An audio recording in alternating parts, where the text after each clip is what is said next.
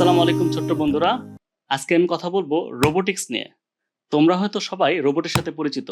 তোমরা বিভিন্ন কার্টুনে, অ্যানিমেশনে অথবা বিভিন্ন ডকুমেন্টারিতে রোবট দেখেছো। একটা রোবট দেখতে মানুষের মতো বা খেলনার মতো, যেটি মানুষের সাথে বিভিন্ন ধরনের কাজ করে থাকে।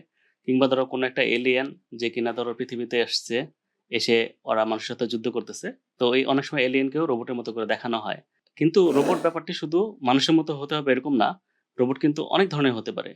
বিভিন্ন রকম কাজ করতে পারে। তো রোবট ব্যাপারটি কি আসলে?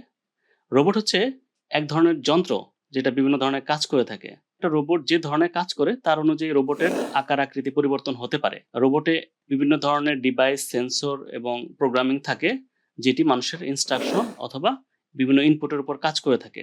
তোমরা হয়তো জানো না রোবট প্রযুক্তি কত উন্নত হয়ে গেছে। জাপানের টোকিওতে হেন্না নামে একটা হোটেল আছে যেটি পুরোপুরি রোবট দ্বারা পরিচালিত। তুমি যদি ওই হোটেলে যাও তাহলে রিসিপশন থেকে শুরু করে তোমার যে কোনো প্রয়োজনে রোবট তোমাকে সহযোগিতা করবে। সেখানে পেমেন্ট প্রসেস করা, লন্ড্রি করা, খাবার তৈরি করা সবকিছু কিন্তু রোবট দ্বারা পরিচালিত। তার মানে এটা একটা বিশাল চমক যে রোবট প্রযুক্তি বর্তমানে কোথায় যেতে পারে। রোবট কিন্তু বিভিন্ন ইন্ডাস্ট্রি বা সেক্টরে ইউজ হতে পারে। যেমন ম্যানুফ্যাকচারিং ইন্ডাস্ট্রিতে রোবট প্রচুর পরিমাণে ব্যবহার হয়। হেলথ সেক্টরে রোবট ব্যবহার হয়। অনেক ধরনের সূক্ষ্ম অপারেশন রোবট দ্বারা করা হয়ে থাকে।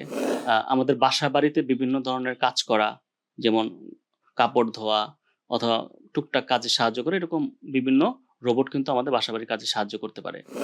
বর্তমানে রোবটের একটা খুব চমৎকার ব্যবহার হচ্ছে অনলাইনে যে আমরা কেনাকাটা করি সেগুলো ডেলিভারি করার ক্ষেত্রে। তুমি যদি অনলাইনে কোনো কিছু অর্ডার করো, মানুষের কোনো সহযোগিতা ছাড়াই ওই পণ্যটি তোমার বাসায় সরাসরি একটা রোবট পৌঁছে দিবে।